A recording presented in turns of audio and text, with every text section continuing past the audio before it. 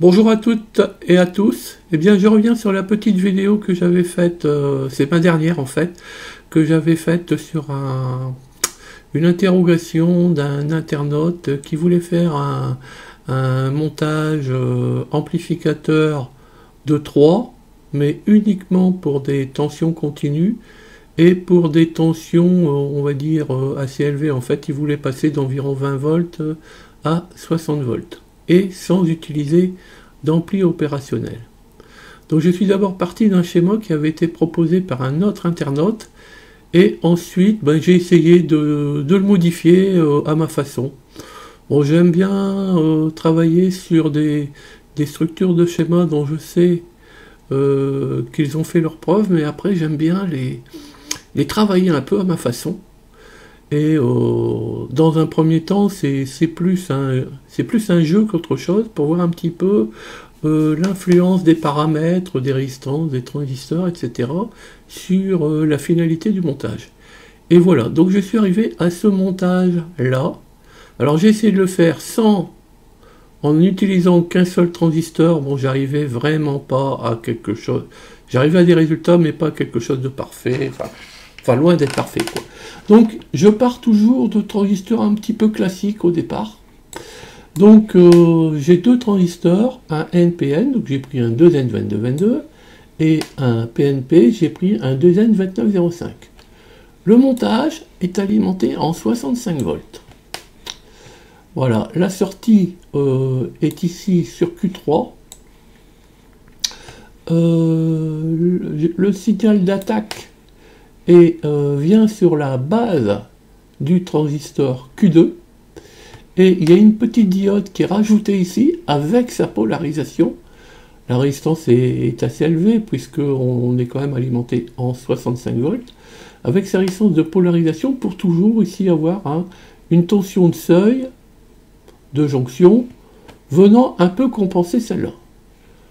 Le gros inconvénient, c'est que notre tension d'entrée n'est pas référencée exactement à la masse. C'est l'inconvénient.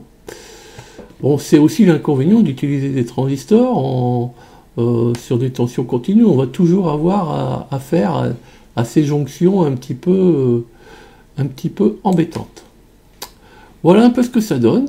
Donc j'entre un signal ici qui vient envoyer, plus le signal augmente, plus on voit de courant dans le collecteur, dans la base, donc dans le collecteur, donc dans l'émetteur, ici sur R3, et donc ici sur le collecteur, donc voilà, et cette tension collecteur va venir faire augmenter la tension base émetteur base du PNP. Voilà un peu le principe. Alors, bon, ici, les courants sont quand même un peu plus faibles, c'est l'étage d'entrée, donc j'ai des résistances assez importantes. Et voilà, cette résistance, on verra, on va la supprimer, on va voir pourquoi je l'ai rajoutée.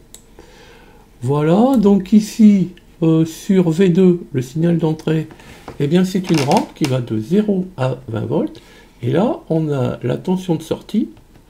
Alors bien entendu, la tension de sortie, bon, c'est encore quelque chose de très théorique, hein. L'impédance de sortie n'est pas faible. Donc, il faut considérer qu'on a mis une charge infinie. Si on a une charge qui n'est pas infinie, eh bien, il faudra encore rajouter un transistor. Et on aura peut-être une petite difficulté encore, parce que on aura encore un décalage par rapport à une tension de jonction. Voilà. Mais l'important, c'est de voir que c'est possible.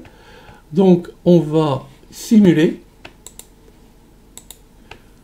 Voilà. Allons voir déjà Vout. Comment il est. Bon, voilà, il y a une belle allure. Bon, à vue de nez, on voit qu'on a quand même une... Alors on voit qu'on part de 0, on finit à 60. Bon, on verra que le signal d'entrée étant de 20 volts, on a vraiment un gain de 3. Et on peut le voir ici, ces différents points d'intersection, on voit aussi qu'on a quelque chose qui est très linéaire. Ajoutons maintenant la tension d'entrée. Voilà, donc ici on voit qu'on a quasiment 20 volts, et là-bas, on voit qu'on a quasiment 60 volts. Voilà, alors on va changer Vout, la couleur de Vout, on va le mettre en rouge. Voilà. Voilà, en rouge, je crois qu'on le voit mieux à l'écran. Enfin, c'est pas Vout, c'est VIN. Vout est en vert, ça se voit bien. Voilà, donc c'est plutôt intéressant. Allons voir maintenant cette résistance ici. Cette résistance, alors on va pas la supprimer, hein, on va les mettre une valeur très élevée. 10 mégohms, 1, 2, 3. Ouais, je crois qu'on est à peu près. 1, 2, 3. Voilà. Voilà, 10 mégohms. Allons voir ce que ça donne.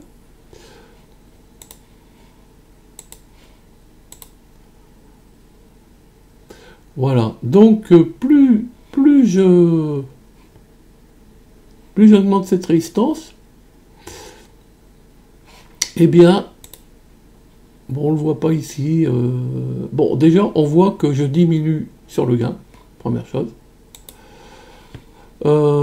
Ici, allez, on va carrément la couper pour voir. On va revenir à la valeur précédente, je crois que c'était 60 kg. Ah, attendez. 10 mégohms. 1, 2, 3, 4. K. J'ai peut-être oublié le K tout à l'heure.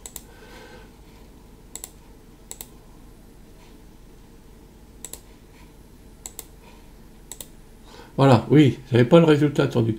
Donc en fait, on voit qu'on a en augmentant cette résistance, eh bien, là, on va dire, là, moi je vais appeler ça une contre-réaction, elle ne joue pratiquement pas son rôle, et on voit qu'on a une non-linéarité. Et comme en même temps, plus cette résistance augmente, moins il va y avoir une influence négative sur le gain, voilà, et donc en fait, mon gain est beaucoup plus fort, donc ici on voit que je passe en saturation. Voilà, donc la meilleure valeur que j'ai trouvée, c'est 60K. Vérifions qu'on a bien remis tout en conformité.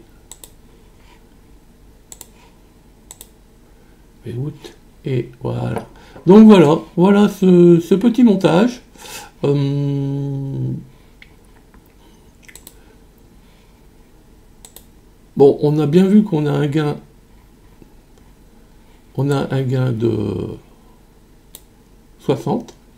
Alors, le gain, on va jouer là-dessus. Hein. Plus on va avoir une résistance ici élevée, plus on aura de tension. Donc, voilà. Voilà. Mais on voit déjà qu'on a quand même une impédance de sortie qui va pas être trop élevée. On est déjà à 2K. Après, on pourrait jouer encore. Hein. On pourrait faire quelque chose du style aller diminuer les résistances du premier étage et diminuer celle-là. Et donc ça aura une conséquence sur on va dire, l'impédance de sortie du montage. Voilà, donc moi je trouve qu'il est bien ce schéma. Il a peut-être un peu une résistance, peut-être de moins que sur l'autre. Voilà, ben, je ne sais pas ce que vous en pensez. Si quelqu'un a une idée pour compenser cette jonction là, mais en pouvant quand même avoir la tension d'entrée qui est ici V2, l'avoir référencée à la masse. Là, c'est un petit peu gênant qu'elle ne soit pas référencée à la masse. Bien, eh bien cette vidéo est terminée. Merci beaucoup.